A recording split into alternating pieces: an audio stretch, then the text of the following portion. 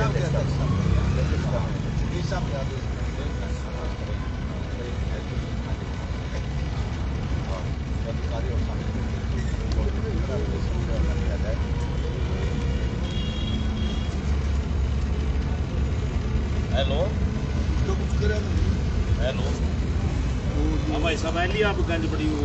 नमस्कार, सिटी तहलका न्यूज देख रहे हैं आप और मैं हूं आपके साथ नवीन कुमार। और बता दें कि लगातार जो पानीपत टोल प्लाजा के आसपास के जो ग्रामीण हैं लगातार मांग कर रहे हैं कि अब पानीपत टोल प्लाजा को फ्री कर दिया जाए, क्योंकि लगातार उनके जो आसपास के जो ग्रामीण हैं उनके कई बार उनके चक्कर लगते हैं, तो उन्हें हर बार टोल देकर वहां से गुजरना पड़ता है, जिसको लेकर लगातार जो है पानीपत टोल प्लाजा की तस्वीरें भी हमने आपको दिखाई कि पानीपत टोल प्लाजा को फ्री कराने के लिए वहां पर प्रदर्शन भी किया गया, धरना भी दिया गया। और आज पानीपत उपायुक्त के आवास पर जो है एक मीटिंग की गई है और एसडीएम के अध्यक्षता में एक कमेटी गठित की गई है। क्या कुछ उस कमेटी में रहेगा और क्या कुछ आज की जो मीटिंग हुई है उसमें निर्णय लिया गया है, तमाम जो स्थानीय लोग हैं वो पहुंचे हैं। सबसे पहले बिंटू मलिक जी हैं, किसान नेता भी हैं, उनसे बातचीत कर लेते हैं। बिंटू जी, क्या कुछ आज जो मीटिंग हुई है पानीपत उपायुक्त के आवास पर, क्या कुछ मीटिंग हुई, क्या कुछ में फैसला लिया गया?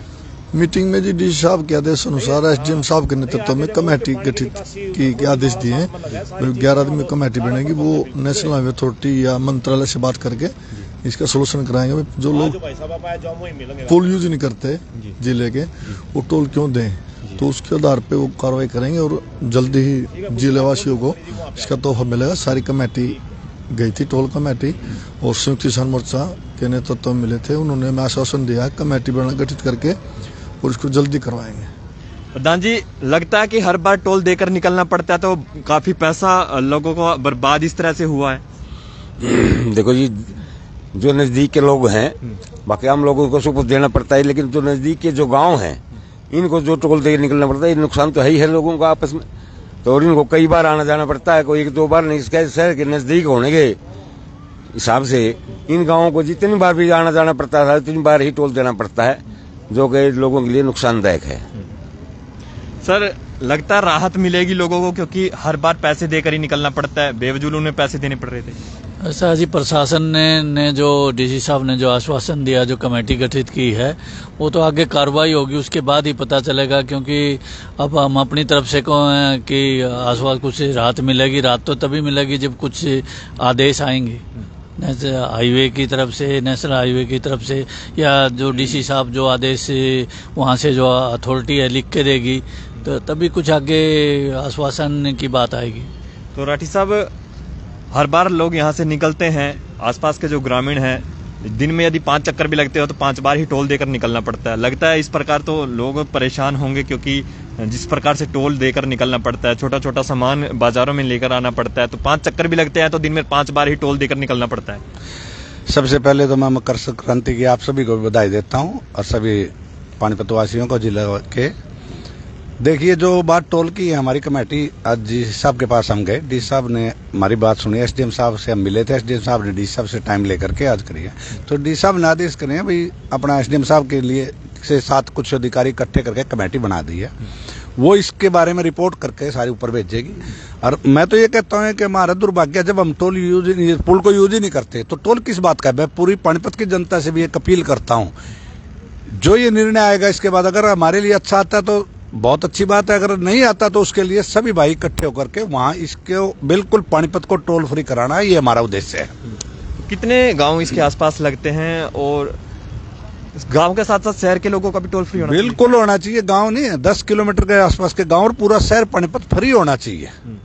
ये गांव की बात नहीं है, शहर कितना पड़ता है टोल से। जो शहर में रहने वाला है, चाहे गांव के 10 किलोमीटर के अंदर के जितने भी एरिया है, सारे बिल्कुल फ्री होने चाहिए।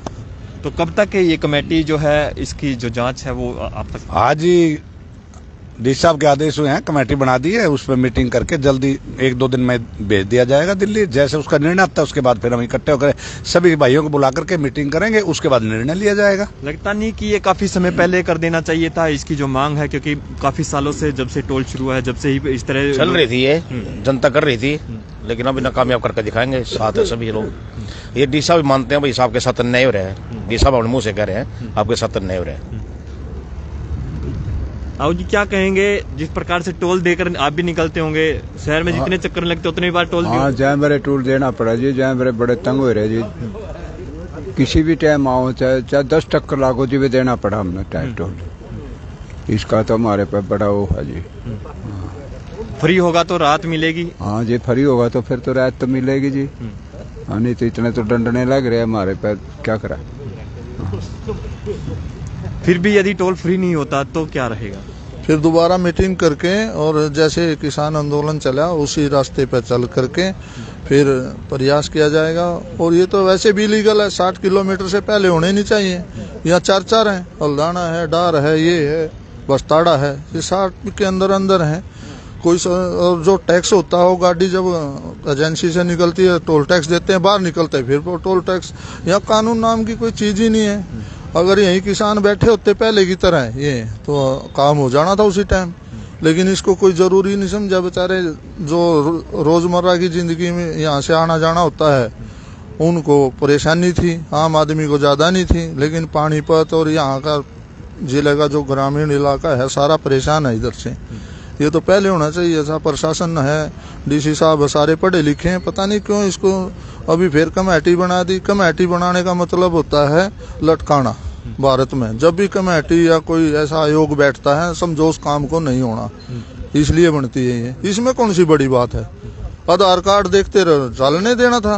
ये तो मेरे को लगता नहीं है, तो ऐसे मिठी गोली देने का बात है, टॉफी दे दिया चल भाई, ये हो जाए तो अच्छी बात है, फिर तो मानेंगे। कुछ है, पढ़े लिखे भी हैं भाई, कोई जनता से सरोकार है इनको, इनकी प्रॉब्लम सोचते हैं। अगर नहीं होता ये कमेटी बना दी, ये बना दिया, 1 मिनट का काम है ये, तो मेरे को लगता नहीं है शायद सीधे रास्ते से हो जाएगा काम। आप ये कह रहे हैं मीठी गोली आपको दे दी, यदि कुछ नहीं निकलता, हल नहीं निकलता तो ये मीठी गोली लोगे आप?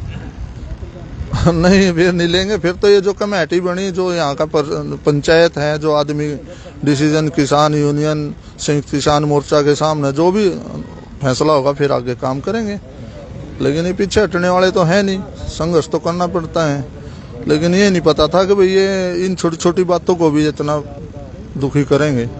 भाई कमेटी बना, इसमें कौन सी कमेटी है? जब यहाँ इसको पुल को हम यूज ही नहीं करते उसका पहला पैसा दो, और 60 किलोमीटर के अंदर 4 हैं, ये कौन सी बात हो? ये तो कुछ भी बात नहीं है।